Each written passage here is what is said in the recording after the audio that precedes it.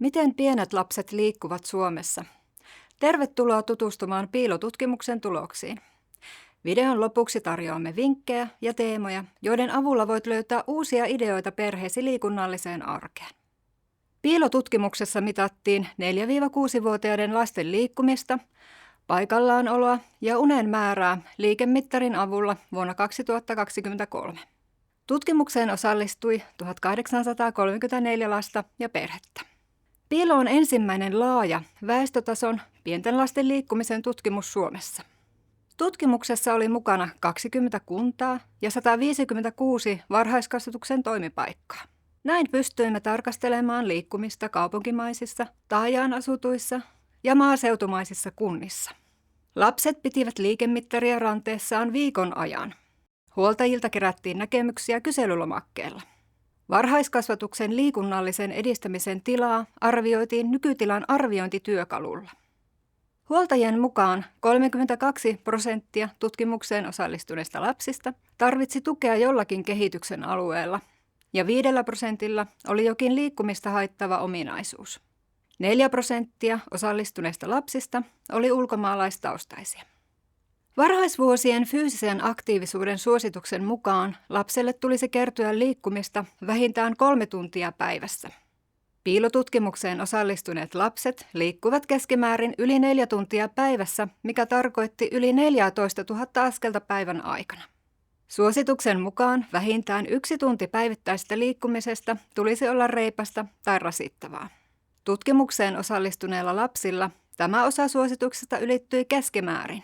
Lapset liikkuvat reippaasti tai rasittavasti 74 minuuttia päivässä. 3/4 lapsesta, eli lähes 80%, saavutti koko päivän liikkumissuosituksen. Kaupunkimaisissa kunnissa lapset liikkuvat enemmän ja saavuttivat liikkumissuosituksen useammin kuin maaseutumaisissa ja taajaan asutuissa kunnissa.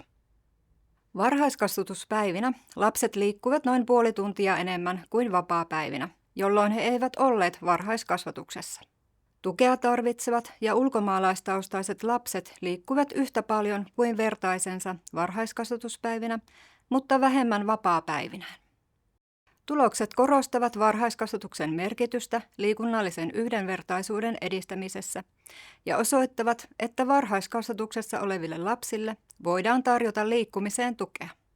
Kun mietimme keinoja lasten liikkumisen edistämiseksi, piilotutkimuksen tulokset antavat meille aikuisille selkeän viestin. Lasten liikkumista voi lisätä tarjoamalla enemmän ulkoilumahdollisuuksia. Tutkimus osoitti, että paljon ulkoilevat lapset liikkuvat enemmän.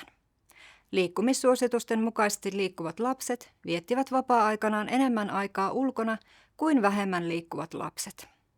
Ulkoillessaan lapset useimmiten sopivat yhdessä muiden lasten kanssa leikin ja liikkumisen tavan, mikä opettaa heitä yhteistoimintaan ja tarjoaa tilaisuuksia harjoitella sosiaalisia taitoja. Tukea tarvitsevat lapset päättävät liikkumisen tavan useammin itse ja harvemmin muiden lasten kanssa, mikä viittaa siihen, että he kaipaavat enemmän aikuisen ohjausta ja kannustusta ulkoilussa. Kaupunkiympäristössä liikkumista kertyi määrällisesti eniten, mutta ulkoilua oli vähiten arkipäivinä varhaiskasvatuksen ulkopuolella. Kaupunkimaisissa kunnissa lapset viettivät hiukan enemmän aikaa varhaiskasvatuksessa kuin maaseutumaisissa tai taajaan asutuissa kunnissa. Vapaapäivinä lapsista noin 1/5 ulkoilee yli 3 tuntia päivässä. Arkipäivinä ulkoilu vapaa-aikana voi jäädä vähäiseksi. Yhteisiä ulkoiluhetkiä kannattaakin suunnitella etukäteen. Tämä voi tarkoittaa yhdessä kävelyllä, leikkikentällä tai metsäretkellä käymistä. Lähialueen ulkoilumahdollisuuksia kannattaa hyödyntää. Puistot ja luontopolut tarjoavat monia mahdollisuuksia liikkumiseen. Pihalla voi pelata pelejä, rakentaa lumilinnoja tai vaikkapa etsiä aarretta. Liikkuminen edistää lasten hyvinvointia ja oppimista, ja suurin osa lapsista nauttii siitä. Kuitenkin 13% lapsista nauttii liikunnasta vain harvoin, ja 1% ei koskaan. Lisäksi noin 2% lapsista välttelee liikuntaa, erityisesti tukea tarvitsevat lapset.